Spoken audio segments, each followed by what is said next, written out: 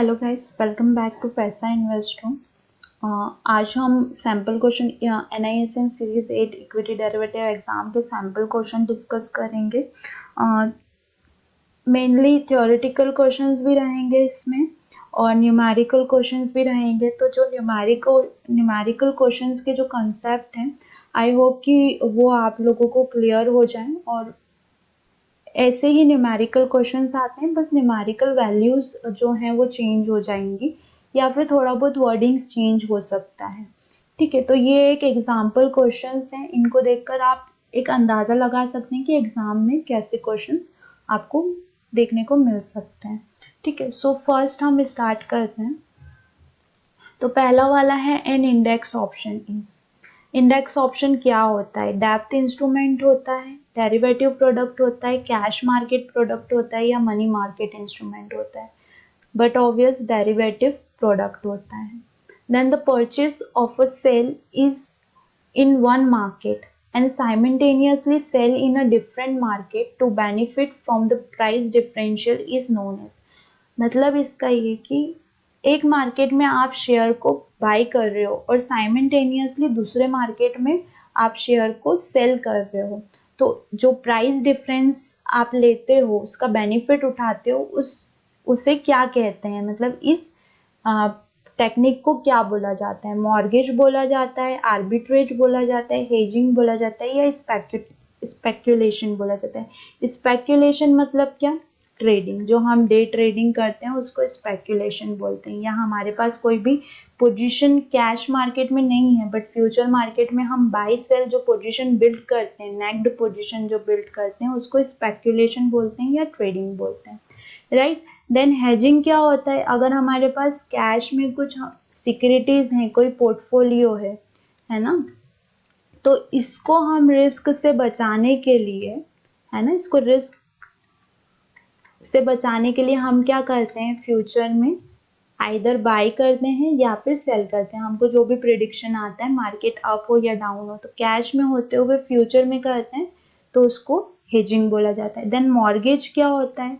Mortgage कोई भी अगर स्टेट, जो रियल एस्टेट है, यानी कि हमारे पास कोई बिल्डिंग है, कोई प्लॉट है, उसके अगेंस्ट में जो हम लोन लेते हैं उसको मॉर्गेज बोला जाता है। तो बचा क्या? आर्बिट्रेज। एक आर्बिट्रेज ही है जिसमें हम साइमल्टेनियसली टू मार्केट में ट्रेड करते हैं to take the benefit of price difference, तो उसे आर्बिट्रेज बोला जाता है। जब दो डिफरेंट मार्केट में एक साथ ट्रेड लिया जाता है, लाइक एक कैश मार्केट में आपने ट्रेड लिया है और एक फ्यूचर में ट्रेड लिया है, तो वो क्या होता है? आर्बिट्रेज होता है। या फिर एक फ्यूचर में लिया है और एक ऑप्शन में लिया है, तो वो भी आर्बिट्रेज होता है, राइट।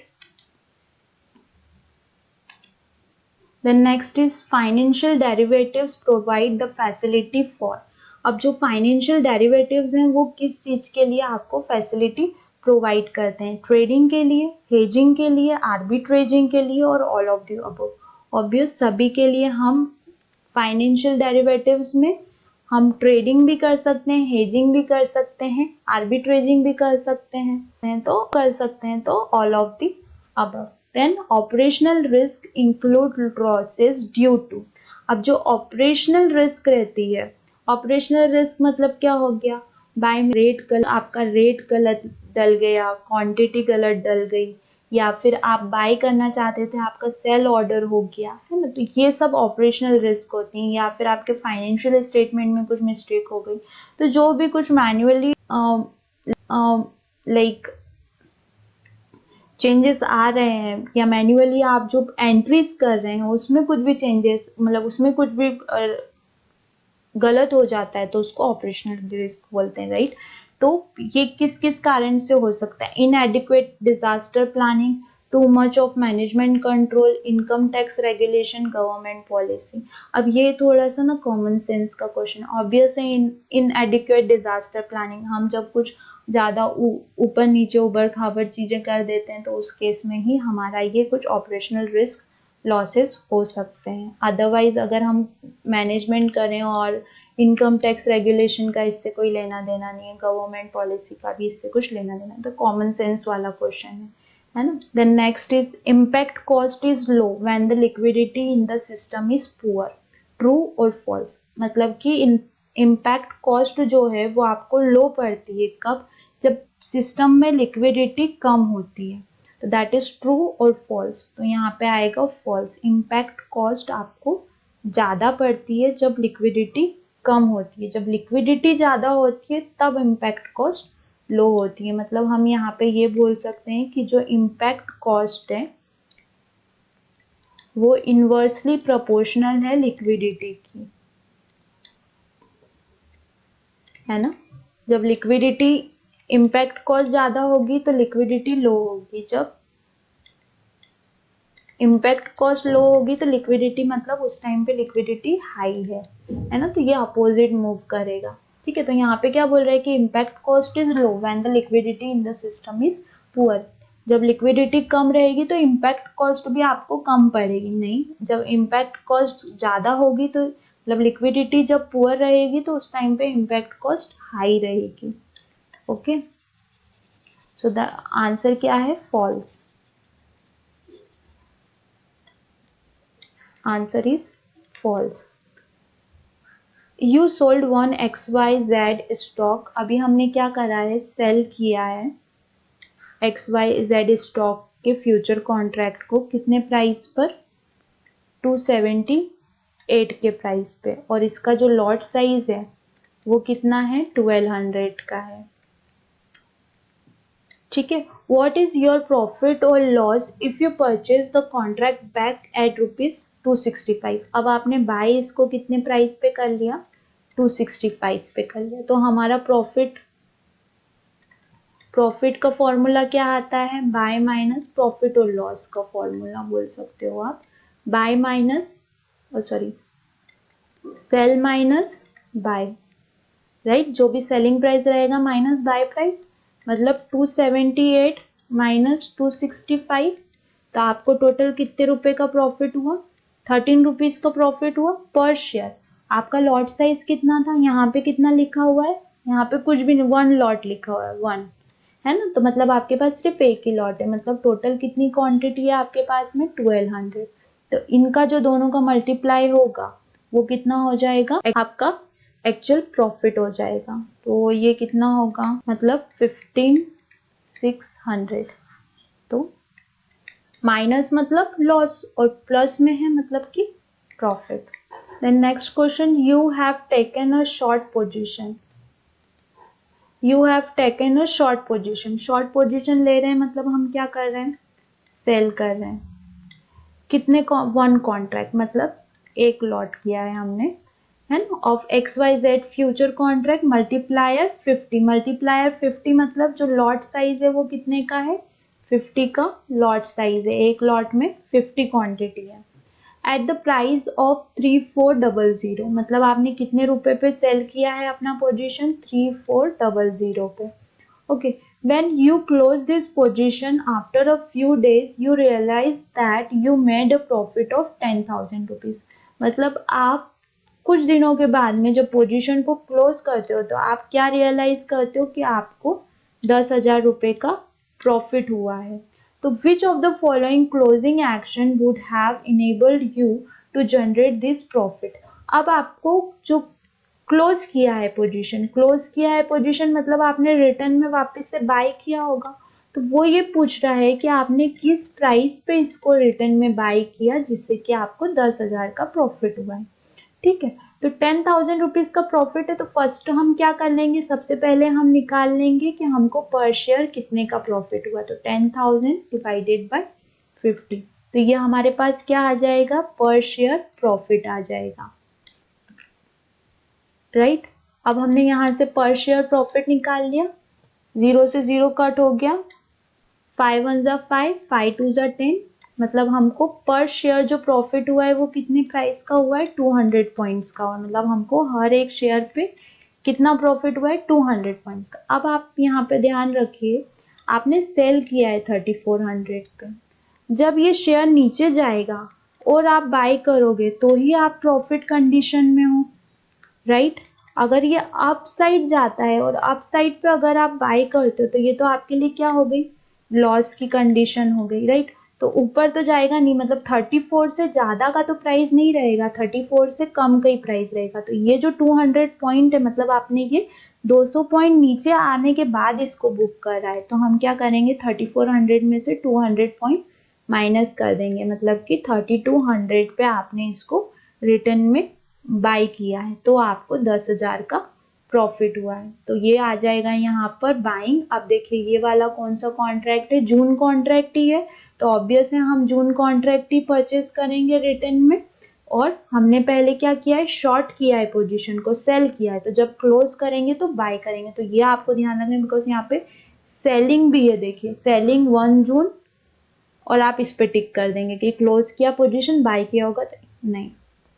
यहाँ पे buying 1 June XYZ future contract at 3200, ये हमने बाय किया है और जून कॉन्ट्रैक्ट ही था, तो आफ्टर फ्यू डेज बोला है, तो ये वाला जो हमारा आंसर है ये करेक्ट आंसर है इसका।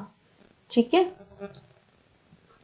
Buying 1 June XYZ future contract at 3200 है ना। और दोनों ऑप्शन है, देखो अगर तुम +200 पॉइंट करते, +200 पॉइंट यहाँ पे कर देते तो 3600 आ जाता, तो ये भी ऑप्शन है बाइंग 1 जून। बट ये ध्यान रखना कि अगर सेल किया है डाउन जाएगा तो ही प्रॉफिट होगा, अप जाएगा तो लॉस होगा उस केस में, है ना। अगर बाइंग प्राइस सेलिंग प्राइस से ज्यादा हुई तो वो लॉस कंडीशन है, और जब बाइंग प्राइस सेलिंग प्राइस से कम होगी तो देन ओनली प्रॉफिट कंडीशन होगी, चाहे आप पहले बाय करो या चाहे आप पहले सेल करो।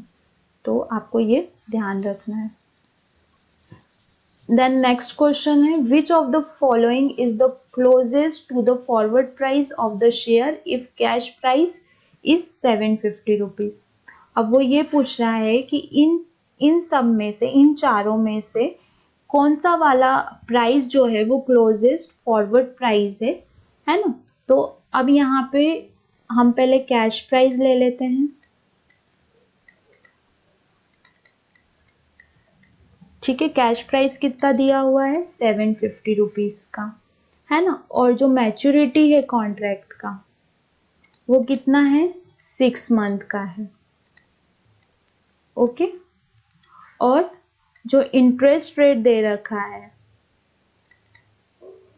वो कितना दे रखा है 12% का दे रखा है। तो सबसे फर्स्ट हम क्या करेंगे 750 का 12% निकालेंगे। ठीक है, बट ये जो 12% है ये यहाँ पे कुछ भी नहीं लिखा है, मतलब ये ईयरली दे रखा है। ठीक है, अगर कुछ भी नहीं दे रखा है दैट मीन्स वो ईयरली परसेंटेज है ना। तो यहाँ पे हम ईयरली नहीं चाहिए, हमको कितना चाहिए सिर्फ 6 मंथ का चाहिए, है ना। तो यहाँ पे हम 6/12 ओनली 12 मंथ, 6 मंथ का चाहिए ना, तो 6/12 से हम यहाँ पे 6/12 से डिवाइड करेंगे, तो 12 से 12 कट हो गया। आप 6 और 75 का मल्टीप्लाई कर लीजिए, तो ये आएगा अराउंड 4500 100, है ना। इसको इससे कट कर देंगे तो यहाँ पे कितना आ गया 45, मतलब जो 12% है 750 रुपीज का वो 45 है, तो 750 प्लस 45, तो ये कितना आ जाता है 795। तो जो क्लोजेस्ट इंटरेस्ट रेट और मैच्योरिटी के अकॉर्डिंग जो क्लोजेस्ट फॉरवर्ड प्राइस है इसका वो 795 रुपीज है। यहाँ पे मैक्सिमम लोग क्या कहते हैं, अच्छा 750 है, सबसे नजदीक का जो है वो 772.5 है, तो ये आंसर होगा। नहीं, ये क्यों दे रखा है 6 मंथ क्यों दे रखा है, ये 12% क्यों दे रखा है आपको। यहाँ पे जो क्लोजेस्ट प्राइस है यानी कि जो उसका मैच्योरिटी डिफरेंस आना चाहिए वो कितना आना चाहिए वो आपको पहले निकालना पड़ेगा, है ना। तो अपन क्या करेंगे 750 का 12% निकालेंगे और मैच्योरिटी उसकी सिर्फ 6 मंथ की है, तो ये जो 12% है ये 12 मंथ्स के लिए दे रखा है, 1 ईयर के लिए दे रखा है, तो हम सिर्फ 6 मंथ के लिए निकालेंगे। तो 6 मंथ 6/12 करेंगे, जो भी यहाँ पे वैल्यू आएगा है तो वो 5 आ रहा है, तो वो 45 हम कैश प्राइस में ऐड करेंगे, तो जो आपका आंसर है वो 795 रुपीज का है। Okay, so next question is if you have sold a XYZ future contract, मतलब आप किसी XYZ कंपनी का फ्यूचर कॉन्ट्रैक्ट सेल कर रहे हैं। ओके, देन यहाँ पे दे रखा है कॉन्ट्रैक्ट मल्टीप्लायर।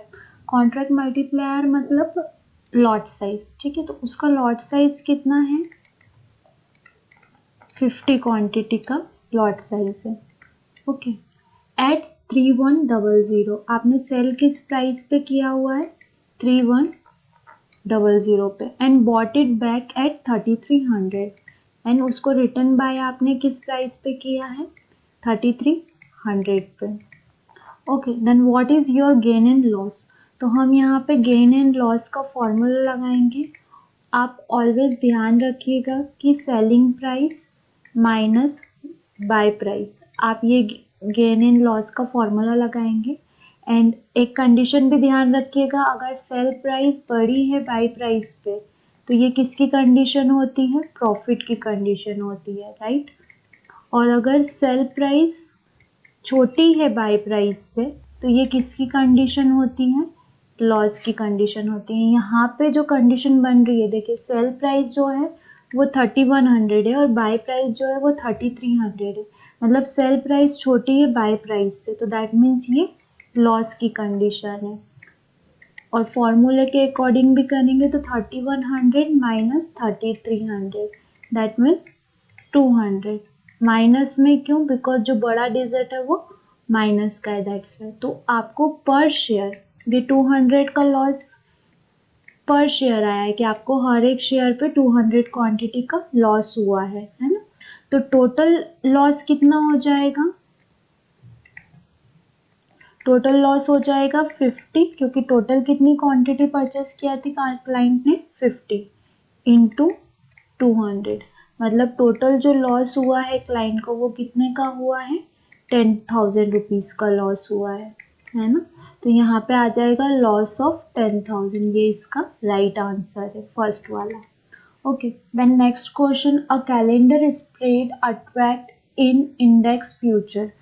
जो कैलेंडर स्प्रेड कॉन्ट्रैक्ट होता है वो इंडेक्स फ्यूचर के लिए क्या अट्रैक्ट करता है, same margin as sum of two independent leg of the future contract. इसका कहने का मतलब ये है कि अगर आपने कैलेंडर स्प्रेड फॉर्म किया है तो सबसे फर्स्ट तो आपको रिमाइंड करना पड़ेगा कि कैलेंडर स्प्रेड फ्यूचर में क्या होता है। और मे बी आपको याद होगा तो मैंने आपको बोला भी था कि इस पे एक क्वेश्चन आता ही आता है। कैलेंडर स्प्रेड का मतलब क्या होता है कि आप दो कॉन्ट्रैक्ट्स में सेम टाइम पे पोजीशन बिल्ड करते हैं, राइट। अगर फर्स्ट कॉन्ट्रैक्ट में आपने बाय पोजीशन ली है तो सेकंड कॉन्ट्रैक्ट में आप सेल पोजीशन लेते हैं। और चूंकि दोनों कॉन्ट्रैक्ट में, एक कॉन्ट्रैक्ट में बाय होती है दूसरे कॉन्ट्रैक्ट में सेल पोजीशन होती है, तो ये हमेशा लोअर मार्जिन्स को अट्रैक्ट करता है। वाई लोअर मार्जिन्स को अट्रैक्ट करता है, बिकॉज अगर मार्केट अप डायरेक्शन में जाएगा तो फर्स्ट कॉन्ट्रैक्ट प्लस में रहेगा और सेकंड कॉन्ट्रैक्ट माइनस में रहेगा। अगर माइनस डाउन साइड जाता है तो फर्स्ट कॉन्ट्रैक्ट माइनस में रहेगा बट सेकंड कॉन्ट्रैक्ट प्लस में रहेगा।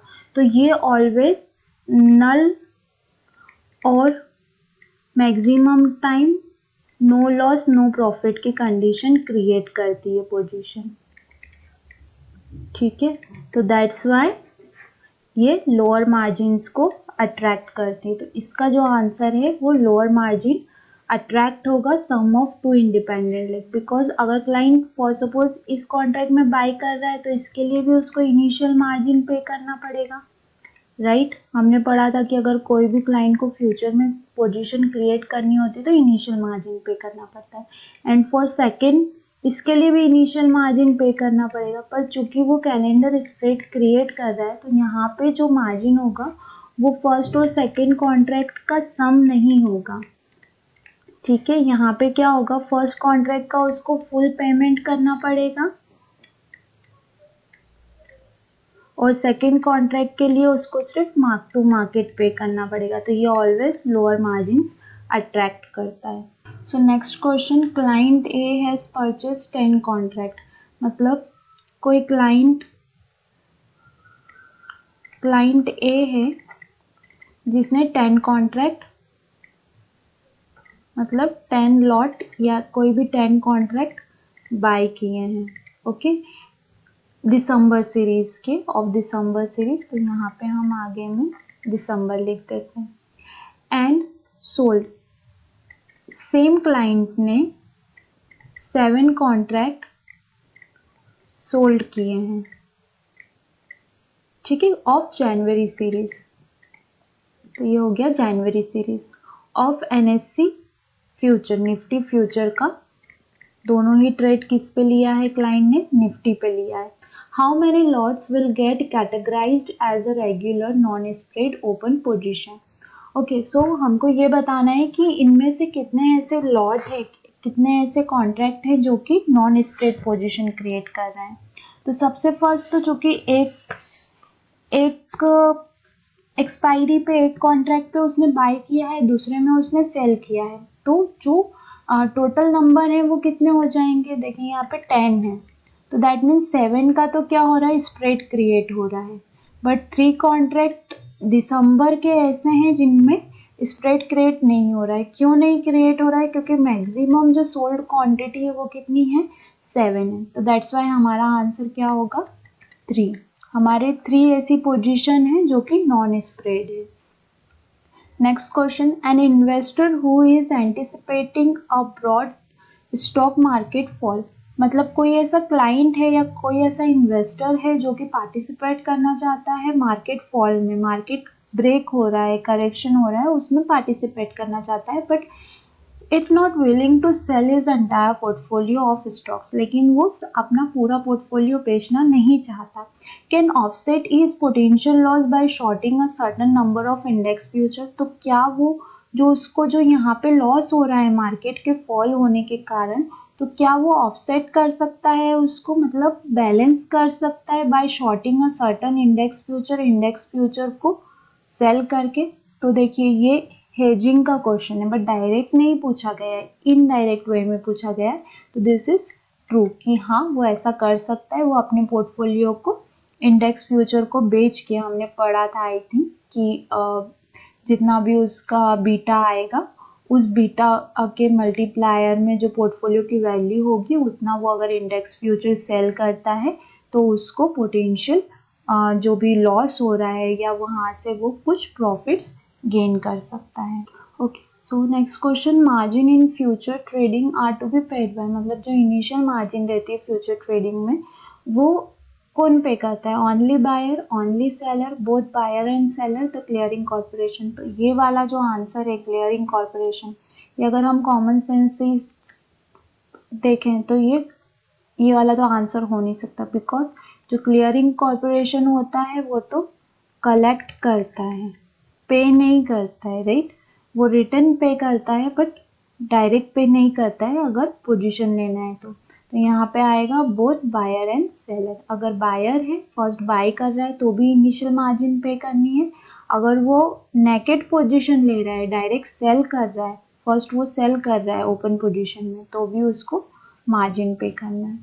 Then next question, when the near leg of the calendar spread transaction on index future expire। मतलब अगर जो अभी करंट कॉन्ट्रैक्ट जो चल रहा है वो एक्सपायर हो जाता है, या नियर लेग जो नज़दीक का कॉन्ट्रैक्ट है वो एक्सपायर हो जाता है, तो जो फर्दर लैग रहेगा, जो नेक्स्ट कॉन्ट्रैक्ट रहेगा, become a regular open position. तो क्या वो एक रेगुलर ओपन पोजीशन बन जाएगा? हम यहाँ पे एक एग्जांपल लेते हैं कि अभी सितंबर मंथ चल रहा है, हमने यहाँ पर इंडेक्स फ्यूचर को बाय किया है और अक्टूबर कॉन्ट्रैक्ट में इंडेक्स फ्यूचर को हमने सेल किया है।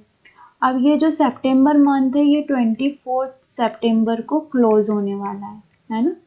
एक्सपायर हो जाएगा कॉन्ट्रैक्ट 24 ऑफ सितंबर को, ठीक है। तो ये वाला जो बाय पोजीशन है ये हमको स्क्वायर ऑफ करना पड़ेगा, सेल करना पड़ेगा वापस से। तो क्या ये अक्टूबर वाली जो सेल पोजीशन है अगर हम इसको कैरी करते हैं, कंटिन्यू करते हैं, तो क्या ये ओपन पोजीशन रहेगी? यस, अगर ये वाला हम पोजीशन क्लोज कर देंगे तो ऑब्वियस है ये वाली जो सेल पोजीशन है ये एज अ ओपन पोजीशन कहलाएगी, नॉन स्प्रेड पोजीशन कहलाएगी, ठीक है। तो ये आंसर जो है यहाँ पर वो ट्रू है। नेक्स्ट क्वेश्चन, सेलिंग शॉर्ट और स्टॉक मीन्स। सबसे पहले तो हमको ये समझना पड़ेगा कि शॉर्ट सेलिंग का मतलब क्या होता है। यहाँ पे सेलिंग शॉर्ट लिखा हुआ है but most common word use किया जाता है short selling.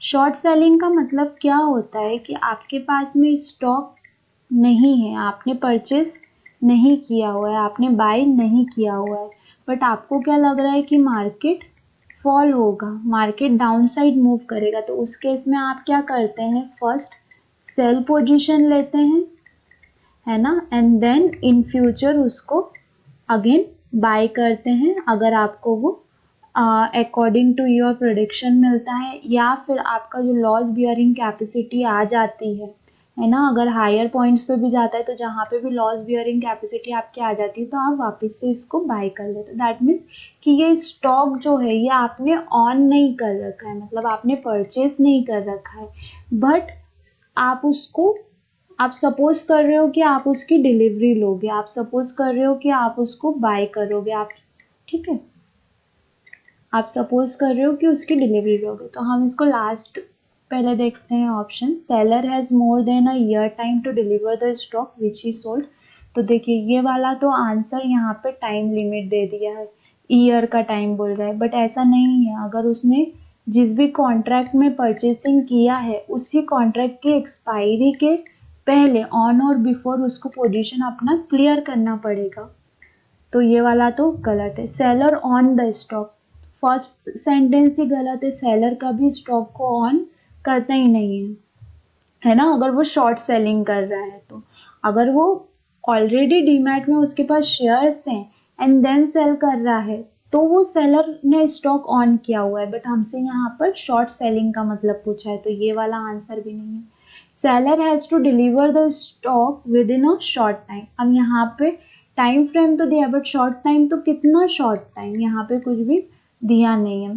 Then seller does not own the stock, सबसे फर्स्ट लाइन ही इसकी करेक्ट है कि सेलर जो है उसने, उसके पास कोई शेयर नहीं है, कोई डिलीवरी ली हुई नहीं है स्टॉक की, but he is suppose to deliver, लेकिन वो इन फ्यूचर सपोज कर रहा है कि वो उसको परचेस करेगा, वेदर वो इंट्राडे में परचेस करेगा या ऑन और बिफोर, जो भी उसका कॉन्ट्रैक्ट एक्सपायरी होगा फ्यूचर के केस में उस दिन वो उसको डिलीवरी लेगा।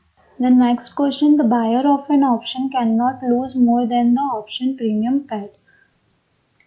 यहाँ पे ये बोल रहे हैं कि जो बायर ऑफ द ऑप्शन है वो ज़्यादा से ज़्यादा कितना लूज कर सकता है, ज़्यादा से ज़्यादा उसको लॉस कितना हो सकता है, जितना उसने प्रीमियम पे किया है उतना।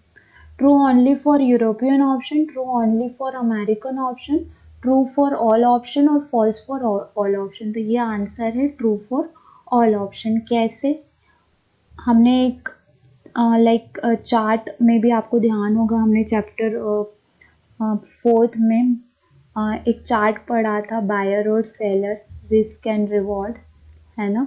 सो बायर क्या होता है, प्रीमियम को पे करता है,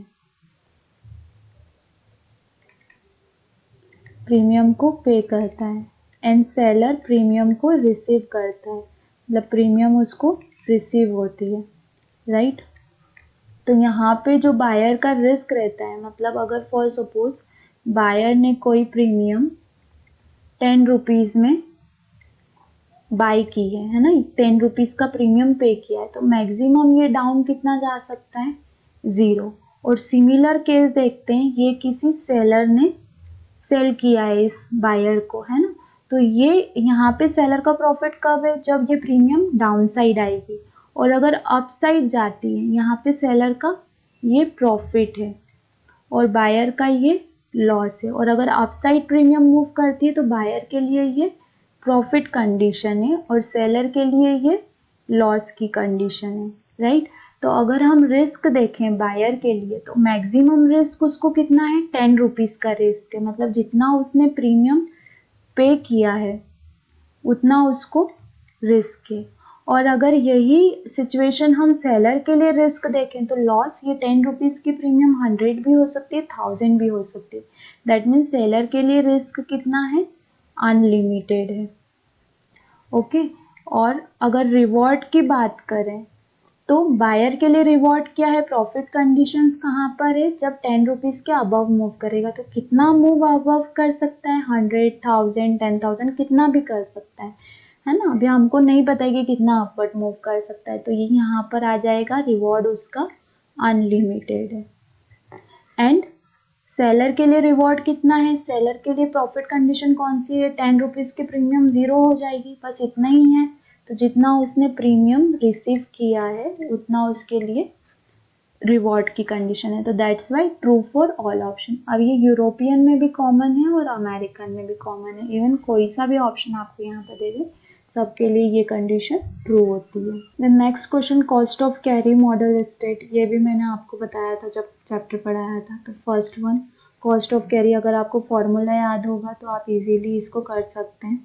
कॉस्ट ऑफ कैरी का फॉर्मूला याद रखिए या फिर प्राइस ऑफ फ्यूचर का फॉर्मूला याद रखिए, तो दोनों से ये सॉल्व हो जाएगा। Okay, price of future equals to spot plus cost of carry. What role do speculator play in the future market? First, speculators क्या होते हैं? स्पेकुलेटर्स वो होते हैं जो कि लिक्विडिटी क्रिएट करते हैं मार्केट में, है ना। मतलब उनके पास में कोई भी कैश में उनके पास में शेयर्स स्टॉक नहीं होता है, ओके। बट वो फ्यूचर मार्केट में क्या करते हैं, अपने प्रिडिक्शन के अकॉर्डिंग बाय या सेल पोजीशन क्रिएट करते हैं, जिससे कि क्या होता है कि लिक्विडिटी बढ़ती है। लिक्विडिटी दैट मीन्स कि मार्केट की जो प्राइसिंग है ना, जो प्राइस मूवमेंट है वो उसका मोमेंटम इंक्रीज होता है। तो लिक्विडिटी को क्या करते हैं स्पेक्युलेटर्स, बढ़ाते हैं, इंक्रीज करते हैं। ओके, सो हमको ऑप्शन फर्स्ट हम देखते हैं, they take delivery of the commodity at expiration. No, वो कमोडिटी क्या, वो फ्यूचर स्टॉक किसी के भी ले सकते हैं। They produce the commodity trade at the future exchange, वो कहीं पे भी फ्यूचर एक्सचेंज पे कमोडिटी क्या, इवन स्टॉक्स की भी ट्रेड प्रोड्यूस कर सकते हैं। ऐसे कोई कंपलसरी नहीं है कि सिर्फ कमोडिटी में ही करेंगे। They add to the liquidity in the future market, liquidity in the future market. They transfer their risk to the hedger. No, hedgers अपनी रिस्क जो है वो स्पेक्यूलेटर्स को ट्रांसफर करते हैं। स्पेक्यूलेटर अपनी रिस्क हेजर को ट्रांसफर नहीं करते हैं। तो answer is C, they add liquidity in the future market. Okay, और ये वाला भी ध्यान रखना कि हेजर जो है ये अपनी रिस्क स्पेक्यूलेटर को ट्रांसफर करते हैं, ना कि स्पेक्यूलेटर हेजर को। Okay, next question, you sold a put option. ये भी हम यहाँ पे सबसे फर्स्ट नोट कर लेते हैं कि यहाँ पे सेल किया है put option on a share. The of a put option is ₹245। Strike price हमको कितनी दे रखी है, 245 रुपीज़ की। And you received a premium of ₹49। अभी प्रीमियम कितने रुपीज़ की रिसीव की है हमने, 49 की।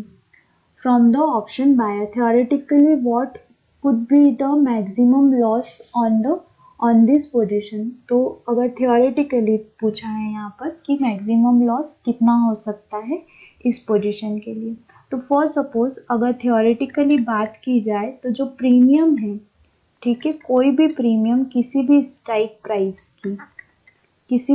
प्राइस की प्रीमियम कितना मूव कर सकती है, तो हम ये बोल सकते हैं कि जो प्रीमियम है वो मैक्सिमम मूवमेंट दे सकती है जितना कि स्ट्राइक प्राइस है, उतना मैक्सिमम मूवमेंट दे सकती है थियोरेटिकली। हाँ, प्रैक्टिकली जब हम बात करते हैं तो ये कितना भी मूवमेंट दे सकती है।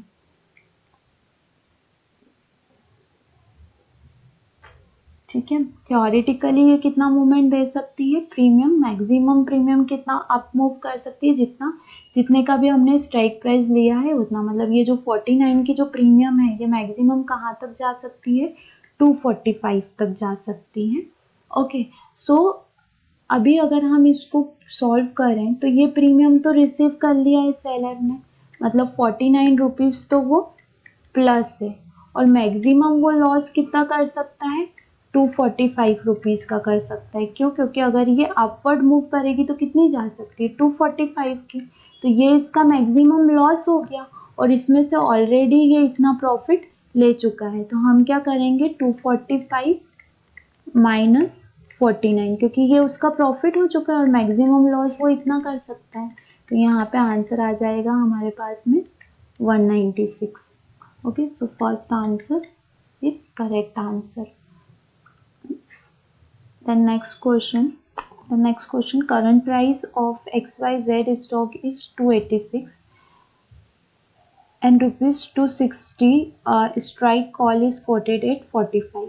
मतलब उनका ये कहना है कि कोई XYZ कंपनी है, ओके, जिसका स्पॉट प्राइस कितना चल रहा है, मतलब इक्विटी में उसका प्राइस कितना चल रहा है कैश मार्केट में, 286 रुपीज़ का चल रहा है, ओके, और स्ट्राइक प्राइस कितनी है, 260 रुपीज़ की है, एंड जो प्रीमियम उसकी चल रही है 260 वाले की, वो 45 रुपीज़ की चल रही है, ठीक है। Then what is the intrinsic value, तो उसकी इंट्रेंसिक वैल्यू कितनी होगी। अब पहले तो हमको ये देखना पड़ेगा कि ये कॉल है या पुट है, तो ये कॉल है ना। देन हमने इंट्रेंसिक वैल्यू के बारे में मे भी आपको याद होगा, हमने एक चीज पढ़ी थी कि इंट्रेंसिक वैल्यू सिर्फ इन द मनी की ही कैलकुलेट होती है, राइट। ओटीएम की और एटीएम की जो स्ट्राइक प्राइस है, उसके लिए इंट्रेंसिक वैल्यू क्या होती है, 0 होती है ना, उसके लिए कोई इंट्रेंसिक वैल्यू नहीं रहती, वो टाइम वैल्यू पे ही वर्क करता है। अब इंट्रेंसिक वैल्यू क्या होती है, तो intrinsic value actual premium price होती है, मतलब कि उस पर्टिकुलर ऑप्शन की कितनी प्रीमियम चलनी चाहिए, वो हमको किससे पता लगता है, इंट्रेंसिक वैल्यू से पता लगता है। और जो प्लस कुछ ना कुछ अगर प्रीमियम का जो फॉर्मूला रहता है, मे भी आपको ध्यान होगा, प्रीमियम का फॉर्मूला रहता है इंट्रेंसिक प्लस टाइम वैल्यू, ठीक है। तो मैक्सिमम टाइम जो ये डिफरेंस रहता है, वो टाइम वैल्यू हमको फाइंड आउट करने के लिए वो लोग बोलते हैं कि इसका टाइम वैल्यू कितना चल रहा है। तो सबसे फर्स्ट तो हमको ये फाइंड आउट करना पड़ेगा कि ये वाला जो सिचुएशन है, ये इन द मनी का है या आउट द मनी का है ना। तो स्पॉट प्राइस कितना चल रहा है, 286 रुपीज़ का चल रहा है, और कॉल कितने का परचेस हुआ है, 260 का परचेस हुआ है। तो जब भी स्ट्राइक प्राइस कम होती है स्पॉट से, है ना, तो ये कॉल के लिए इन द मनी की कंडीशन होती है, राइट। अगर आप ये इसको यहाँ पे बना के चेक करेंगे तो ये 286 है, तो ये नीचे के लेवल पे आएगा 260, और हमने लाइक इसी काइंड का क्वाड्रेंट ऑप्शन में पढ़ा था, बेसिक कंसेप्ट ऑफ ऑप्शन में, ये वाला इन द मनी कंडीशन होती है और ये वाली आउट द मनी कंडीशन होती है कॉल के लिए। आई होप आपको रिमाइंड हुआ होगा इससे, है ना। तो ये इन द मनी दैट मीन्स कि इंट्रेंसिक वैल्यू कुछ ना कुछ होगी। अब ये इंट्रेंसिक वैल्यू कितनी होगी, तो इंट्रेंसिक वैल्यू का फॉर्मूला होता है यहाँ पर स्पॉट प्राइस, आप हो सके तो ये फॉर्मूले सब नोट कर लीजिए, माइनस स्ट्राइक प्राइस। तो देन 286 माइनस 260 दैट मीन्स 26 इसकी इंट्रिंसिक वैल्यू रहेगी। Answer is B. The next question, an European call option gives the buyer the right but not the obligation to buy from the seller and underline at the prevailing market price on or before the expiry date। ठीक है, अब देखिए ये पूरा sentence correct है, यहाँ पे आपको कोई भी मिस्टेक नहीं दिखेगी, बट इसका आंसर जो है वो है फॉल्स। वाई फॉल्स, फॉल्स क्यों है, ये सही बात है कि call option gives the buyer the right but not the obligation to buy from the seller। ये वाली जो लाइन है ये गलत है। क्यों गलत है, सेलर से बाय करने के लिए राइट या ऑब्लिगेशन नहीं देता है मार्केट, सॉरी ऑप्शन।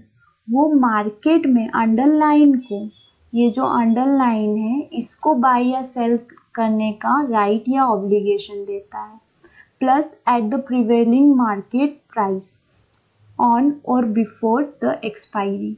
ऑन और बिफोर हमको जो एक्सरसाइज करने का जो यूरोपियन है उसमें एक्सरसाइज कब हम कर सकते हैं, ओनली ऑन एक्सपायरी डेट।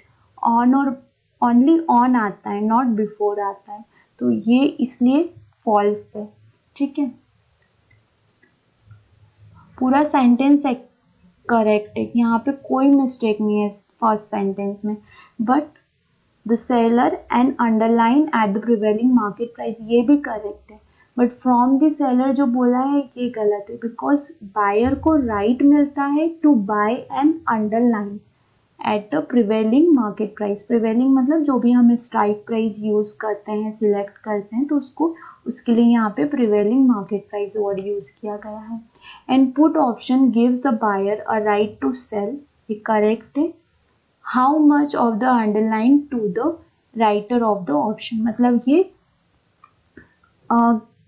कितनी अंडरलाइन मतलब कितना क्वांटिटी आप कर सकते हो, any quantity, only a specified quantity, the specific quantity और less than the specific quantity, specified quantity और more than the specified quantity. तो ऑलवेज ध्यान रखना डेरिवेटिव्स की जब भी बात आती है, डेरिवेटिव्स में फ्यूचर, ऑप्शन, फॉरवर्ड सब आ जाते हैं ना, तो अभी हम मेन फ्यूचर और ऑप्शन के बारे में बात कर रहे हैं। तो फ्यूचर और ऑप्शन में जितना लॉट साइज रहेगा, जितनी भी कॉन्ट्रैक्ट की साइज रहेगी, ठीक है, आप उतना ही क्वांटिटी बाय या सेल कर सकते हो, जो कि कौन डिसाइड करता है, एक्सचेंज डिसाइड करता है। और ये टाइम टू टाइम चेंज होता रहता है लॉट साइज, बट डिसाइड कौन करता है, एक्सचेंज करता है। तो only specified quantity, answer is B. The next question, and in the money option is, in the money option में क्या होता है, an option with a negative intrinsic value, an option which cannot be profitability exercised by the holder immediately, an option with a positive intrinsic value, an option with a zero time value।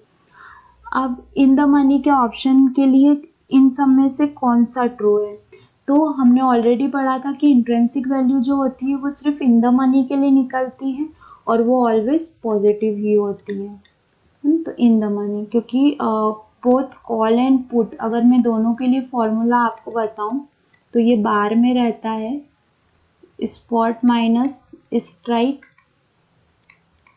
या फिर आप इसको strike minus spot भी बोल सकते हो, है ना, और ये ऑलवेज पॉजिटिव ही रहती है। फॉर OTM और ATM इसको फाइंड करने की ज़रूरत ही नहीं है, ये डायरेक्ट ज़ीरो होती है। An option with a delta of 0.5, अब यहाँ पे देखिए डेल्टा दे रखा है 0.5 का, ये आप तभी सॉल्व कर पाएंगे अगर आपको डेल्टा का फॉर्मूला याद होगा। तो will increasing in the value approximately by the how much if the underlying share price increases by 2, अगर किसी डेल्टा की वैल्यू 0.5 है तो उस ऑप्शन की वैल्यू मतलब उसकी प्रीमियम कितनी पॉइंट से इंक्रीज होगी, कितने पॉइंट से इंक्रीज होगी अगर शेयर का प्राइस 2 रुपए से बढ़ रहा है। तो अगर हर एक शेयर में जो मूवमेंट आ रहा है वो 2 रुपीज़ का आ रहा है, तो इस प्रीमियम कितनी बढ़ेगी। तो डेल्टा का जो फॉर्मूला होता है वो होता है unit change in premium upon unit change in underline. तो यूनिट चेंज इन प्रीमियम तो हमको पता नहीं है, होल अपॉन में चेंज इन अंडरलाइन, तो 2, और डेल्टा कितना दे रखा है 0.5 का, करेक्ट। तो ये जो आंसर आएगा x is equal to 0.5 into 2, that means 1, तो answer is first. Next question है exchange traded option are. Exchange traded option क्या होता है, स्टैंडर्डाइज्ड ऑप्शन होते हैं, ऑलवेज इन द मनी होते हैं, नहीं आउट द मनी भी अवेलेबल होता है, एट द मनी भी अवेलेबल होते हैं। देन कस्टमाइज ऑप्शन, मतलब आप अपने मन चाहे कैसे भी ऑप्शन बना सकते हैं, नहीं always out the money option, नहीं इन द मनी भी होते हैं, हमने पहले ही इन द मनी वाले ऑप्शन, तो that is first one is right answer, standardized option। Higher the price volatility of the underlying stock of the put option dash, higher would be the premium, lower would be the premium, nil zero premium रहती है, volatility does not affect the put option। सबसे first तो आपको factor affecting premium यदि याद होगा तो उसमें हमने वॉलेटिलिटी वाला पार्ट पढ़ा था। तो 5 फैक्टर्स होते हैं जो ऑप्शन की प्रीमियम को अफेक्ट करते हैं। अब यहाँ पे पुट ऑप्शन है, मे बी आपका क्वेश्चन एग्जाम में आ जाए कॉल ऑप्शन, तो भी दोनों के लिए आंसर सेम है, यहाँ पे पुट है, बट अगर एग्जाम में कॉल भी आ जाता है तो भी दोनों के लिए आंसर सेम है कि जितनी ज़्यादा वॉलेटिलिटी, अगर मार्केट में वॉलेटिलिटी ज़्यादा होती है तो प्रीमियम भी ज़्यादा हो जाती है, बिकॉज टाइम वैल्यू जो रहती है वो डायरेक्टली प्रोपोर्शनल होती है वॉलेटिलिटी के। ठीक है, ये ध्यान रखना। Next question, in which option is the strike price better than the market price, that is the price difference is the advantage to the option holder and therefore it's profitable exercise the option। तो जो अच्छा, ऐसा क्यों बोला जाता है कि in the money की इंट्रेंसिक वैल्यू होती है, मतलब आप उसकी एक्चुअल वैल्यू निकाल सकते हो कि पर्टिकुलर प्रीमियम कितनी चलनी चाहिए, बट एट द मनी और आउट द मनी की इंट्रेंसिक वैल्यू जो रहती है वो ज़ीरो रहती है। ये जितनी भी आउट द मनी और एट द मनी जो प्रीमियम चल रही होती है, करेक्ट, तो वो पूरी डिपेंड होती है टाइम वैल्यू पे, मतलब टाइम के अकॉर्डिंग जितना ज़्यादा दूर एक्सपायरी होती है उतनी ज़्यादा प्रीमियम अप रहती है, जितनी ज़्यादा नज़दीक एक्सपायरी आती जाती है उतनी ज़्यादा प्रीमियम जो है वो कम मिलती है आपको, या उतनी फास्ट वो फॉल होती है। तो ऐसा क्यों होता है? जस्ट बिकॉज कि जो इन द मनी है, जो ऑलरेडी प्राइस हो चुका है ना, हम उस पर वैल्यूज फाइंड आउट करते हैं, उस पर हम उसकी एक्चुअल वैल्यू निकाल सकते हैं, बट हम फ्यूचर नहीं पता लग कर सकते हैं कि फ्यूचर में स्टॉक का प्राइस क्या जा सकता है, मे बी अप जा सकता है, मे बी डाउन जा सकता है। तो इसलिए अगर सेफ साइड देखा जाए ऑप्शन में ट्रेड करने के लिए, तो जो इन द मनी ऑप्शन रहता है वो सेफ होता है एज कंपेरेबल टू OTM और ATM। वाई? क्योंकि वो कंप्लीटली टाइम वैल्यू पे डिपेंड करता है। जो इन द मनी की प्रीमियम्स होती हैं वो इंट्रेंसिक प्लस टाइम वैल्यू पे डिपेंड करती है, जैसे जैसे एक्सपायरी आती जाती है वैसे वैसे वो अपनी एक्चुअल इंट्रेंसिक वैल्यू पे ट्रेड करना स्टार्ट कर देती है। तो यहाँ पर ये आएगा in the money option. Then next, mister X purchase 100 put option on stock S at 30 rupees. अभी कोई मिस्टर एक्स है, उन्होंने 100 पुट ऑप्शन, 100 मतलब यहाँ पे ये क्या दे रखा है, लॉट साइज दे रखा है, ऑन स्टॉक एस, कोई स्टॉक एस उन्होंने परचेज किया है एट 30 रुपी पर कॉल, मतलब उनको पर कॉल के लिए प्रीमियम कितनी पे करनी पड़ी, 30 रुपीज़। और यहाँ पे सी भी लिख देते हैं कि कॉल उन्होंने परचेज किया with strike price of 280 rupees, और स्ट्राइक प्राइस उन्होंने कितना चूज़ किया है, 280 का चूज़ किया है। If on exercise date the stock price is 350, अगर एक्सरसाइज डेट वाले दिन जो स्टॉक प्राइस चल रहा होगा वो कितना चलता है, 350 रुपीज़ चलता है कब, एक्सरसाइज मतलब एक्सपायरी वाले दिन। ठीक है, तो इग्नोरिंग द ट्रांजेक्शन कॉस्ट, अगर ट्रांजेक्शन कॉस्ट को इग्नोर कर दिया जाए तो मिस्टर एक्स क्या चूज करेंगे, टू एक्सरसाइज द ऑप्शन, मतलब ऑप्शन को बंद कर देंगे, क्लोज सेल कर देंगे directly, not to exercise the option, may or may not the exercise the option depending on whether he is in home town or not at that time, may or may not exercise the option depending on the weather he like the company S और not. अब ये last के दो answer तो हम कुछ से ही इसको निग्लेक्ट कर सकते हैं, लाइक कॉमन सेंस से, कि इससे तो कोई लेना देना नहीं है, ऑब्वियस उन्होंने पोजीशन बनाई है, एक्सपायरी वाले दिन उनको कुछ तो डिसीजन लेना पड़ेगा, चाहे वो कंपनी को पसंद करें या ना पसंद करें, चाहे वो अपने होम टाउन में रहें, ऑफिस में रहें, या अपने रेसिडेंशियल प्लेस पर रहें, या गार्डन में वॉक करते रहें, इससे उनको कोई लेना देना नहीं है ना। तो ये दोनों तो नहीं ही है, ये ऑप्शन ही गलत है। बचे ये दो option, to exercise the option, not to exercise the option, मतलब वो अपनी पोजीशन को एक्सरसाइज कर देंगे, छोड़ देंगे, ऐसे ही जाने देंगे, या फिर not to exercise the option, और एक्सरसाइज के लिए नहीं उसे छोड़ेंगे, है ना। तो इसका जो आंसर है 28 का, that is B, not to exercise the option. ऐसा क्यों? क्योंकि देखो ये 280 का उन्होंने स्ट्राइक चूज करा था कॉल का, और स्पॉट प्राइस कितना चल रहा होगा, 350, मतलब इन द मनी की कंडीशन है।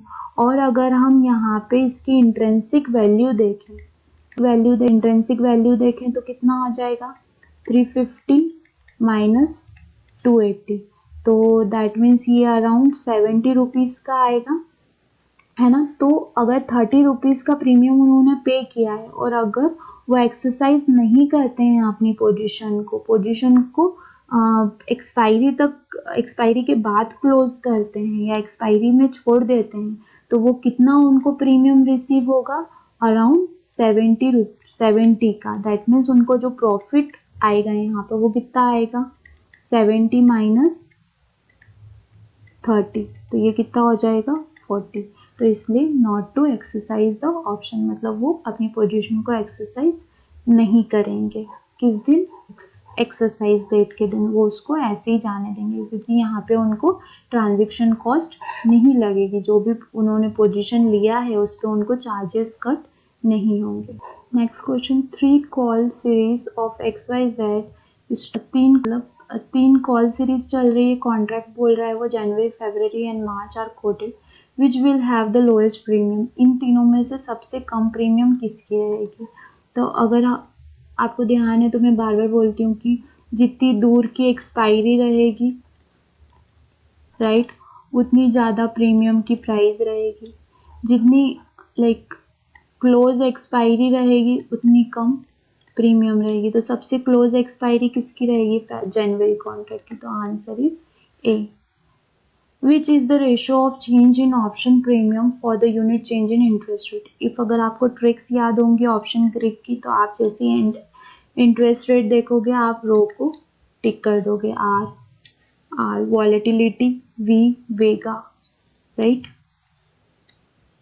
थीटा का आपको मुझे कमेंट सेक्शन में बताना है कि थीटा के लिए मैंने क्या दिया था एंड गामा के लिए मैंने क्या ट्रिक दिया था। तो ये दोनों का आपको मुझे कमेंट सेक्शन में बताना है, बिकॉज क्वेश्चन कहीं से भी आ सकता है। मे बी यहाँ पे रो पूछा है एग्जाम में, आपको वेगा का पूछ लें या थीटा का पूछ लें या डेल्टा का पूछ लें या फिर गामा का पूछ लें।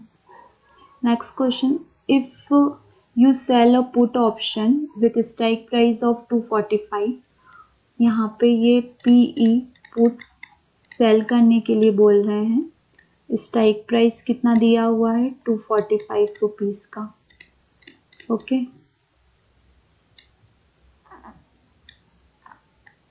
245 रुपीज का स्ट्राइक प्राइस दिया हुआ है, देन प्रीमियम दिया हुआ है आपको 40 रुपीज का। How much is the maximum gain that you may have on expiry of this position. तो आप कितना मैक्सिमम गेन यहाँ से ले सकते हैं। सबसे फर्स्ट सेल है, तो जितना उसने प्रीमियम रिसीव किया है, 40 रुपीज का प्रीमियम उसने रिसीव किया है, उतना ही उसका क्या है, रिवॉर्ड है, राइट। ऑप्शन राइटर के लिए हमने पढ़ा था कि उसका रिवॉर्ड क्या होता है, reward is equal to premium receive. तो जितना उसने प्रीमियम रिसीव किया है उतना उसका प्रॉफिट होगा। तो ऑब्वियसली ये सेल किया हुआ है पुट, तो प्रीमियम कितना रिसीव किया होगा 40 रुपीज का, मतलब मैक्सिमम प्रॉफिट उसको कितना है 40 रुपीज का है। If an investor buy a call option with the lower strike price, मतलब वो ये बोल रहे हैं कि इन द मनी का कॉल जो है वो बाय किया है और सेल किया है another call option at the higher strike price, मतलब OTM का, आउट द मनी का स्ट्राइक प्राइस जो है वो सेल किया है कॉल का। तो ये कौन सी और बोथ जो दोनों ही किया हुआ है ये सेम अंडरलाइन पे है और सेम एक्सपायरेशन है। तो ये कौन सी स्ट्रेटर्जी है, राइट। अगर आपको ध्यान होगा तो हम यहाँ पे अगर इन द मनी का कॉल बाय कर रहे हैं, दैट मीन्स हम बुलिश प्रिडिक्ट कर रहे हैं मार्केट को, और एक हायर लेवल पे हमको लगता है कि इस लेवल तक मार्केट एक्सपायरी तक जा सकता है। तो एट द मनी की जो प्रीमियम रहेगी वो हमारी क्या हो जाएगी, जीरो हो जाएगी, और इन द मनी की प्रीमियम की कुछ ना कुछ इंट्रिंसिक वैल्यू रहेगी, तो उसका कुछ ना कुछ प्राइस चल रहा होगा। तो यहाँ पे भी हमको प्रॉफिट में हम पोजीशन को कट करेंगे, प्लस जो हमने सेल किया है वो अगर ATM वाले दिन 10 रुपए की जगह हमको 8 रुपए पे भी मिलती है तो भी हम प्लस में रहेंगे। तो दैट मीन्स हम मार्केट को क्या प्रिडिक्ट कर रहे हैं, बुलिश प्रिडिक्ट कर रहे हैं, तो इट्स अ बुलिश स्प्रेड। और अगर ऑप्शन वाला चैप्टर आपने ध्यान से पढ़ा होगा तो मैंने हर एक का ट्रिक बताया है, तो भी आप कैसे क्रिएट करते हैं अगर आपको वो याद है तो ये इजीली सॉल्व होगा। Next question, on the derivative exchange, all order enter on the trading system are at the price exclusive of brokerage. ये ट्रू है, हमने ट्रेडिंग सिस्टम में पढ़ा था कि जो वर्क स्टेशन पे जितने भी हम ऑर्डर पंच करते हैं तो वहाँ पे जो प्राइस रिफ्लेक्ट होता है वो ब्रोकरेज एडिट नहीं होता है। ब्रोकरेज कब, ब्रोकरेज एंड जो टैक्स रहता है, टैक्स मतलब एसटीटी जो रहता है, service transaction tax plus GST, है ना, और प्लस यहाँ पे स्टैम्प ड्यूटी भी लगती है। तो ये तीनों जो रिफ्लेक्ट होते हैं ये कहाँ पर रिफ्लेक्ट होते हैं, कॉन्ट्रैक्ट नोट पे, जो उसको क्लाइंट को at the end of the day, same day जो ट्रांजेक्शन किया है उसी के सेम डे उसको रिसीव होता है थ्रू इन इलेक्ट्रॉनिक फॉर्म, मतलब कि ईमेल पे उसको रिसीव होता है। तो this is true. Then next, a trader has bought 100 share of XYZ at rupees 780 per share, मतलब किस कोई XYZ कंपनी है ना, उसका 780 रुपीज़ पे 100 क्वांटिटी किसी क्लाइंट ने परचेज किया है। Okay, he expect the price to go up, वो एक्सपेक्ट कर रहा है कि इसका प्राइस क्या होगा, 780 के अबव मूव करेगा। But he want to protect himself if the price fall, लेकिन वो अपने आप को प्रोटेक्ट करना चाहता है ना। तो प्रोटेक्ट के लिए मैंने आपको बताया था कि क्लाइंट क्या यूज करते हैं, स्टॉप लॉस यूज करते हैं, सॉरी हमने स्पॉट लिखते हैं, सो स्टॉप लॉस यूज करते हैं, इसको SLV बोला जाता है शॉर्ट में, है ना। तो स्टॉप लॉस यूज करते हैं अपने आप को प्रोटेक्ट करने के लिए। तो he does not want to lose more than 1000 rupees, मतलब वो ज़्यादा से ज़्यादा लॉस कितने रुपए का कर सकता है, 1000 रुपए का कर सकता है, इससे ज़्यादा का लॉस नहीं कर सकता है उसकी लॉन्ग पोजीशन पे। तो what should be the trader do, तो ट्रेडर क्या करेगा, पहले हम आंसर पढ़ लेते हैं। Place a limit sell order for 100 share of XYZ, place a stop loss, हाँ ये क्योंकि उसको अपनी पोजीशन को प्रोटेक्ट करना है, दैट मीन्स ये वाला जो आंसर है ये हमारा करेक्ट है ना। अब वो कितने का स्टॉप लॉस लगाएगा ये कैलकुलेटर, यहाँ पे तो आपको सिर्फ एक ही ऑप्शन है स्टॉप लॉस वाला, तो आप डायरेक्ट टिक कर सकते हो। बट द प्रॉब्लम इज कि अगर लाइक दो कोई से ऐसे ऑप्शन होते हैं जिन दोनों में स्टॉप लॉस दिया हुआ है, तो आप वहाँ पे कौन सा सिलेक्ट करोगे, ठीक है। तो अगर वो 1000 रुपये का लॉस कर सकता है तो सबसे पहले हम निकालते कि पर शेयर वो कितना लॉस बियर कर सकता है।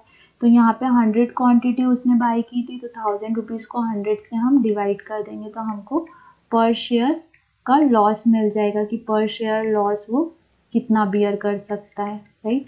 तो ये कितना आ गया, 10 रुपीज़ का। ओके, अब यहाँ से मतलब अगर फॉल होता है 10 रुपये का तो बस वो क्लाइंट उतना ही झेल सकता है, उससे ज़्यादा नहीं बियर कर सकता है लॉस। तो 780 माइनस 10, तो ये आ गया आपका 770। यहाँ पर आंसर में भी 770 पर शेयर, मतलब कि वो 770 रुपीज़ पे अपना स्टॉप लॉस बीट कर देगा। Then next question, trader A want to sell 20 contract of hours series at rupees 4500, मतलब कोई ट्रेडर ए है, ओके, जो 20 कॉन्ट्रैक्ट क्या करना चाह रहा है, सेल करना चाह रहा है। 20 कॉन्ट्रैक्ट, 20 कॉन्ट्रैक्ट मतलब 20 लॉट भी आप यूज कर सकते हो, सेल करना चाह रहा है अगस्त सीरीज का, ओके, किस प्राइस पे, 4500 पे। देन ट्रेडर बी, जो ट्रेडर बी है वो 17 कॉन्ट्रैक्ट सेल करना चाह रहा है सितंबर सीरीज का, ओके, किस प्राइस पे, 4550। लॉट साइज जो दोनों कॉन्ट्रैक्ट का है वो दोनों ही कॉन्ट्रैक्ट के लिए लॉट साइज कितना दे रखा है, 50 का लॉट साइज दे रखा है, मतलब जो क्वांटिटी क्लाइंट को मिनिमम क्वांटिटी परचेज करनी पड़ेगी वो 50 करनी पड़ेगी। द इनिशियल मार्जिन फिक्स्ड, मतलब जो इनिशियल मार्जिन फिक्स है वो कितना है, 6% है। Okay, then how much initial margin is required to be collected from both this investor, मतलब ये जो ट्रेडर ए है और ट्रेडर बी है इनसे कितना मार्जिन कलेक्ट करना है, ये आपको क्वेश्चन में पूछा गया है ना, और दोनों का आपको सम देना है, ए और बी का जो भी सम आएगा वो आपको प्रोवाइड करना है, ठीक है। तो सबसे पहले तो हम कॉन्ट्रैक्ट वैल्यू निकालना पड़ेगी हमको, राइट। कॉन्ट्रैक्ट वैल्यू हम निकालेंगे पहले ए के लिए। कॉन्ट्रैक्ट वैल्यू क्या होती है? जो टोटल अमाउंट उसको चार्ज होगा वो। तो सबसे पहले तो हमने कॉन्ट्रैक्ट वैल्यू का फॉर्मूला क्या पढ़ा था? प्राइस इंटू लॉट साइज, है ना। तो प्राइस इंटू लॉट साइज मतलब 4500 प्लस 50। ओके, और नंबर ऑफ कॉन्ट्रैक्ट, ये एक कॉन्ट्रैक्ट के लिए था।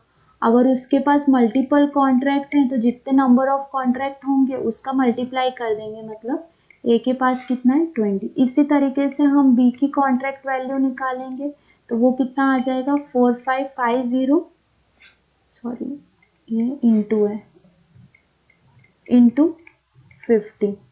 टोटल किसके पास टोटल कितने कॉन्ट्रैक्ट हैं? 17। तो ये इसकी कॉन्ट्रैक्ट वैल्यू आ जाएगी। अब आपको क्या करना है? इनिशियल मार्जिन निकालना है, और इनिशियल मार्जिन कितना दे रखा है? 6% दे रखा है, और दोनों का सम ही निकालना है। तो आप क्या करोगे? ए की कॉन्ट्रैक्ट वैल्यू प्लस बी की कॉन्ट्रैक्ट वैल्यू, या आप फाइंड आउट करोगे और इंटू 6% निकालोगे। इसका 6% मतलब 6 डिवाइडेड बाय 100, है ना, परसेंटेज जब हम निकालेंगे तो ये जो भी वैल्यू यहाँ पर आएगी ये इसका आंसर होगा। अब मैं आंसर बता देती हूँ। नहीं, आंसर आप लोग मुझे बताओगे कमेंट सेक्शन में। मैंने पूरा आपको लाइक थ्योरेटिकल बता दिया है कि किस तरीके से ये सॉल्व होगा क्वेश्चन, और ये एक अच्छा क्वेश्चन है। तो इसका आंसर आप लोग मुझे कमेंट सेक्शन में बताइए। आप क्वेश्चन नंबर डालेंगे और उसके आगे आंसर लिखेंगे। The next question: a member has two clients C1 and C2. C1 has purchased 800 contract, C2 has sold 900 contract. अब देखिए यहाँ पे मेंबर के लिए बात की गई है। देखो तो ये ट्रेडिंग मेंबर वाला जो चैप्टर है, या क्लियरिंग मेंबर वाला जो चैप्टर है उससे क्वेश्चन है ये। तो C1 जो है क्लाइंट फर्स्ट है, उसने 800 कॉन्ट्रैक्ट क्या कर रखे हैं? 800 कॉन्ट्रैक्ट उसने बाय कर रखे हैं। और C2 क्लाइंट जो है उसने 900 कॉन्ट्रैक्ट मतलब कर रखे हैं, मतलब सेल कर रहे हैं। What is the outstanding liability open position for the member towards clearing corporation in the number of contract? ये हमने पढ़ा था कि दोनों क्लाइंट की अपनी अलग अलग ओपन पोजीशन है, तो सम होके जाएगा, मतलब ये आ जाएगा आपको आंसर 1700। Answer is B. और अगर आपको ये नहीं समझ में आया तो आई थिंक कि आपको जो क्लियरिंग मेंबर वाला चैप्टर है वो एक बार फिर से उसका वीडियो आपको देखना चाहिए, बिकॉज वहाँ पे मैंने ये क्लियर किया है कि ये कैसे आया है। Next question: a defaulting member client position could be transfer to. जो भी फॉर सपोज अगर कोई क्लाइंट की डिफॉल्ट पोजीशन है तो वो किससे ट्रांसफर होती है? तो ये सबसे फर्स्ट एक सॉल्वेंट मेंबर को फॉरवर्ड की जाती है, ठीक है। Client position can not be needed of against each other while calculating initial margin on the derivative segment. मतलब जो क्लाइंट्स की पोजीशन है, क्लाइंट ए और बी की पोजीशन, एक ने बाई किया एक ने सेल किया, तो आपस में वो नीटेड ऑफ नहीं होगी जब भी हम कैलकुलेट करेंगे इनिशियल मार्जिन को। तो इसका आंसर है ए, ट्रू, है ना। अभी हमने लास्ट क्वेश्चन सॉल्व किया है, दोनों को हमने सम किया था, right. Next question: mark to market margin are collected. ये हम आई थिंक बहुत बार पढ़ चुके हैं ऑन डेली बेसिस, है ना। Mark to market daily basis पे कलेक्ट किया जाता है। Value at risk measures. Value at risk क्या मेजर करती है? वैल्यू ऑफ प्रोप्राइटरी पोर्टफोलियो, मतलब सिर्फ जो ट्रेडिंग मेंबर का पोर्टफोलियो होता है उसी की वैल्यू ये निकालती है, मेजर करती है। Risk level of the financial portfolio, जो फाइनेंशियल पोर्टफोलियो का रिस्क लेवल रहता है वो मेजर करती है। Net worth of an investor, investor के नेटवर्थ को ये मेजर करती है। Credit rating of an investor, investor की कितनी क्रेडिट रेटिंग है इसको मेजर करती है। तो ये एक्चुअल वैल्यू एट रिस्क ही मेजर करेगी ना, तो risk level of financial portfolio. Answer is B. Next question: a penalty or suspension of the registration of a stockbroker from derivative exchange segment under the SEBI stock broker regulation 1992 can be take place if. अब penalty और suspension कब हो सकता है stock broker का, अगर कुछ भी डिफॉल्ट निकलता है तो सेबी के थ्रू, तो वो कब कब हो सकता है। First, the stock broker fails to pay fees, इस टाइम पे भी हो सकता है। The stock broker violate the condition of registration, इसमें भी उसका सस्पेंशन हो सकता है। The stock broker is suspended by the stock exchange, अगर स्टॉक एक्सचेंज पे से सस्पेंड हो जाता है स्टॉक ब्रोकर तो भी उसको पेनल्टी या सस्पेंशन चार्ज लग सकता है in any case of the above situation. तो आंसर इज डी की अबव में से कोई सी भी सिचुएशन अगर क्रिएट होती है तो तीनों ही सिचुएशन में उसको पेनल्टी और सस्पेंशन चार्ज लग सकता है। Clearing corporation on a derivative exchange become a legal counter party to all trade and be responsible for guaranteeing settlement for all open position. ये जब हमने क्लियरिंग कॉर्पोरेशन वाला चैप्टर पढ़ा था उसका सबसे फर्स्ट सेंटेंस ही यही था, तो दैट इसका आंसर है ट्रू कि क्लियरिंग कॉर्पोरेशन जो रहता है वो as a counter party behave करता है और वो फाइनेंशियल का सेटलमेंट, मतलब जो भी फाइनेंस है, जो भी पैसे का इन और आउट है उसका सेटलमेंट की गारंटी भी देता है। Next, initial margin collection is monitored by. अब जो इनिशियल मार्जिन कलेक्ट होता है वो किसके थ्रू मॉनिटर होता है, आरबीआई। आरबीआई बैंक्स देखती है, सेबी रेगुलेशन एक्ट्स देखती है, क्लियरिंग कॉर्पोरेशन ही इनिशियल मार्जिन कलेक्शंस का देखती है ना, और मार्जिन ऑफिस ऐसा कुछ होता ही नहीं है। Liquid asset maintain by mister A, clearing member, एक कोई क्लियरिंग मेंबर है मिस्टर ए जिसने कि हायर अपना लिक्विड असेट रख रखा है as comparable to mister B, तो दोनों में से किसको कौन सा स्टेटमेंट ट्रू है। Mister A can enjoy higher exposure level in future than mister B, B can enjoy higher exposure level in future than A. Both A and B enjoy the same exposure. No need to maintain liquid asset for exposure in derivative market. सबसे first तो ये जो last वाला है ये गलत है, because अगर आपको डेरिवेटिव्स में ट्रेड करना है तो आपको लिक्विड असेट्स मेंटेन करने पड़ेंगे। विदाउट लिक्विड असेट्स आप पोजीशन नहीं बना सकते हो मार्केट में या डेरिवेटिव्स में। और जिसका ज़्यादा लिक्विड असेट रहेगा ऑब्वियस है उसको एक्सपोजर ज़्यादा मिलेगा, ऑब्वियस है उसको लिवरेज ज़्यादा मिलेगा। फॉर सपोज अगर ए के पास, ए ने 1,00,000 करोड़ का अमाउंट दे रखा है और बी ने 50,000 करोड़ का लिक्विड असेट दे रखा है, तो आप कौन सबसे ज़्यादा रिस्क ले सकते हैं, मिस्टर ए सबसे ज़्यादा रिस्क ले सकते हैं राइट, और मिस्टर बी थोड़ा कम रिस्क ले सकते हैं क्योंकि उनके पास लिक्विड असेट कम है। अगर कुछ भी डिफॉल्ट होता है तो आप कहाँ से कलेक्ट करोगे अगर दोनों को सेम लिवरेज दे दोगे तो, है ना, तो उनकी जो रिस्क कैपेसिटी है उसके अकॉर्डिंग ही आप लिवरेज दोगे, तो ए की रिस्क कैपेसिटी ज़्यादा है तो इसलिए आप इसको एक्सपोजर ज़्यादा दे सकते हो, तो mister A can enjoy higher exposure level in future. B, mister B, answer is first. Next question, on the clearing council of the clearing corporation of the derivatives segment broker members are allowed। यहाँ पे लिखा है कि broker members allowed है, लेकिन हमने जब पढ़ा था तब ये पढ़ा था कि clearing council और जो trading member council रहते हैं उनमें कोई भी member common member नहीं हो सकता है, सेपरेट मेंबर होंगे। और अगर आपने मेरा वीडियो ध्यान से देखा है तो वहाँ पे मैंने ये भी बोला था कि इसमें से एक क्वेश्चन आता है, तो इसी तरीके का क्वेश्चन आता है, तो आंसर इज फॉल्स। क्लियर जो ब्रोकर मेंबर है वो क्लियरिंग कॉर्पोरेशन में अलाउ नहीं रहते हैं, ना क्लियरिंग कॉर्पोरेशन का मेंबर ट्रेडिंग मेंबर में अलाउ रहता है। The main objective of the trade guarantee fund TGF at the exchanges, क्या होता है इसका main objective to guarantee settlement of the bona fide transaction of the member of the exchange, to inoculate confidence in the mind of the market participant, to protect interest of the investor in securities, all of the above। answer is all of the above। Trade guaranteed fund के around 6 या 5 points हैं, अगर वो आपने पढ़े होंगे। Trade guaranteed fund actual होता ही इसलिए है कि अगर कुछ भी लॉसेज होते हैं, ड्यूज बचते हैं, तो वो ट्रेड गारंटेड फंड्स में से एडजस्ट किए जाते हैं और इन्वेस्टर प्रोटेक्शन प्रोवाइड करते हैं। Next, value at risk provide. Value at risk क्या प्रोवाइड करती है, लास्ट हमने पढ़ा था क्या मेजर करती है, ये है कि वो क्या प्रोवाइड करती है, मतलब हमको क्या बताती है value at risk.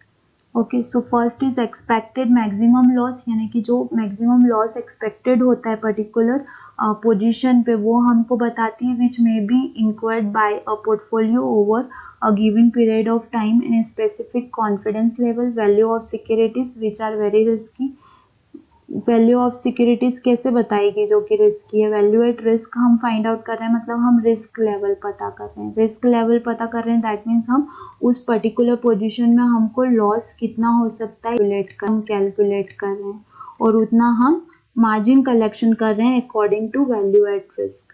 Value of speculative stock, जो स्टॉक ज़्यादा वॉलेटाइल ट्रेडिंग जिनमें ज़्यादा हो रहा है उसकी वैल्यू बताती नहीं, ये सभी की वैल्यूज बताती है, सभी पे आप वैल्यू एट रिस्क कैलकुलेट कर सकते हो। Theoretical value of illiquid stock in the portfolio, मतलब जो आपके पोर्टफोलियो में इलिक्विड स्टॉक है वो बताते हैं। तो अगर हम सिर्फ इसमें आपने कुछ पढ़ा भी नहीं हो और आप यहाँ पे कॉमन सेंस यूज करेंगे तो जो फर्स्ट वाला है वो करेक्ट आंसर है कि आपको expected maximum loss value at risk provide करती है, क्योंकि पोर्टफोलियो की वैल्यू तो करंट मार्केट से पता लगेगी ना कि मार्केट में करंट वैल्यूज क्या चल रही है। वैल्यू ऑफ स्पेक्युलेटिव स्टॉक कैसे पता चलेगा, बायर और सेलर की डिमांड से पता लगेगा। Value of securities which are very risky, वो कैसे पता लगेगा, जिसमें कम डिमांड होगी तो वो वहां से पता लगेगा। तो ये तीनों ही आंसर गलत है, सबसे फर्स्ट वाला जो आंसर है that one is correct. Who is eligible for clearing trade in index option, कौन इंडेक्स ऑप्शन में ट्रेड क्लियर कर सकता है। ऑल इंडियन सिटीजन, सभी जितने भी लोग हैं इंडिया में सब कर सकते हैं। All member of stock exchange के जितने भी ट्रेडिंग मेंबर्स हैं वो सब कर सकते हैं। ऑल नेशनल लेवल डिस्ट्रीब्यूटर, जितने भी नेशनल लेवल के डिस्ट्रीब्यूटर हैं वो सब कर सकते हैं। Only member who are registered with derivative segment as clearing member can settle the trade. ये भी कॉमन सेंस का क्वेश्चन है, तो answer is D. Next, if price of the future contract decreases, अगर फ्यूचर कॉन्ट्रैक्ट का price decrease होता है then margin amount of the buyer of this future contract is debited for the loss. तो जो margin amount रहता है buyer का वो डेबिट होता है एज अ लॉस। इसको हम एक एग्जाम्पल से समझते हैं तो आपको हमेशा के लिए ध्यान रहेगा। ठीक है, अगर कोई भी फ्यूचर है ना, फॉर सपोज 100 रुपये का उसका प्राइस चल रहा है XYZ कंपनी का, इसके लिए आपको मार्जिन फर्स्ट डे लग रहा था 50,000। ठीक है, अब ये XYZ कंपनी 99 रुपीज पे क्लोज होती है ना, तो दैट मीन्स आपका 1 रुपये यहाँ पे माइनस में क्लोजिंग दिया है। तो इस केस में क्या होगा, इसका ऐसा कहना है कि ये जो -1 पॉइंट है, या आपने जो 50,000 मार्जिन प्रोवाइड किया है, फॉर सपोज आपने 1000 क्वांटिटी परचेज किया है, तो मतलब 1000 रुपये आपने लॉस में पोजीशन क्लोज किया है, मतलब 330 पे जो पोजीशन क्लोज हुई है, जो प्राइस क्लोज हुआ है स्टॉक का वो 99 रुपीज पे क्लोज हुआ है। तो यहाँ से जो 1000 रुपीज है वो इस मार्जिन में से कलेक्ट करेंगे, है ना, वो इस मार्जिन में से माइनस हो जाएगा, दैट मीन्स 49K हो जाएगा। तो ऑटोमेटिक ही हो जाएगा, बिकॉज नेक्स्ट प्रीवियस डे पे जो प्राइस कैलकुलेशन आएगा वो 99 के अकॉर्डिंग आएगा। ठीक है, तो ये जो है यही रूल फॉलो किया जाता है एंड डेली बेसिस पे इसी के अकॉर्डिंग मार्जिन जो है, इनिशियल मार्जिन जो है वो कैलकुलेट होती है, जो भी प्रीवियस डे का प्राइस रहता है उसके अकॉर्डिंग। तो ऑटोमेटिक जो आपने फर्स्ट डे 50K दिया था वो ऑटोमेटिक 49K हो जाएगा अकॉर्डिंग टू दिस स्टेटमेंट। तो आंसर इज ट्रू कि हाँ ऐसा ही होता है। When establishing a relationship with a new client, the trading member take responsibility step to assess the background, genuineness, beneficial identity, financial soundness of such person and his investment trading objectives.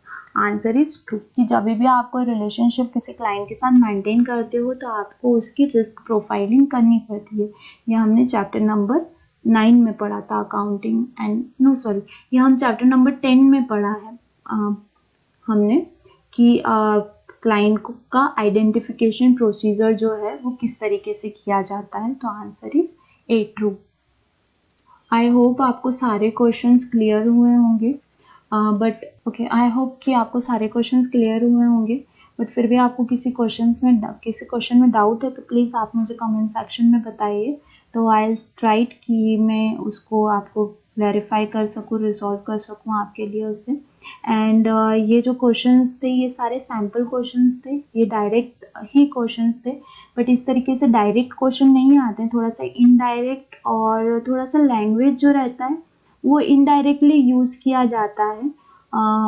थोड़ा सा tough language होता है, और sometimes क्या होता है कि आपसे सेम क्वेश्चन पूछा जाता है बट वो 3-4 बार आपसे पूछा जाता है और अलग-अलग तरीके से पूछा जाता है। मैक्सिमम इस तरीके के क्वेश्चन ऑप्शन वाले चैप्टर्स से आते हैं, इन the money out the money को लेकर। तो वो आप अगर आपके कंसेप्ट क्लियर हैं, बेसिक कंसेप्ट क्लियर हैं, तो आप बहुत इजीली सॉल्व कर पाएंगे। एंड बोनस स्टेप ये है कि आप जब भी एग्ज़ाम के लिए जाते हैं, ओके, आप एग्ज़ाम देने के लिए बैठते हैं तो आप जो हमारा कॉल और पुट वाला जो मैंने आपको चार्ट बताया है, तो वो आप जाते से ही बना लीजिए, तो आपको कभी भी आप इन द मनी और आउट द मनी और एट द मनी में कंफ्यूजन नहीं होगा आपको, कभी भी नहीं होगा। और प्लस या फिर आप ये वाला अगर आपको चार्ट ध्यान में रहता है कि strike price is smaller than spot price, तो ये कॉल की इन द मनी होती है। आपको जो भी सुटेबल लगता है, मैंने दोनों ही तरीके से आपको बताया, तो आप पहले से ही बना लें चार्ट। प्लस आप ऑप्शन ग्रीक्स भी पहले से ही नोट करके रख सकते हैं, क्योंकि ऑप्शन ग्रीक से भी क्वेश्चन आता है। तो जो जो चीज़ें ऐसी लगती हैं आपको कि हाँ ये हम यहाँ पे कंफ्यूज हो सकता है, तो आप पहले से ही उसको कहीं पे एग्ज़ाम हॉल में एंटर करने के बाद आपको जैसे ही आपकी डेस्क मिल जाती है तो सबसे फर्स्ट काम आप वो करें, बिकॉज 2 आवर्स का टाइम ना बहुत होता है 100 क्वेश्चन सॉल्व करने के लिए। नॉर्मली 10 to 15 न्यूमेरिकल्स आते हैं, बाकी सब थ्योरेटिकल क्वेश्चंस होते हैं, सब बेसिक बेंचमार्क आपको प्रोवाइड करते हैं इक्विटी डेरिवेटिव्स का। So all the best to you all for your exams, and thank you for watching.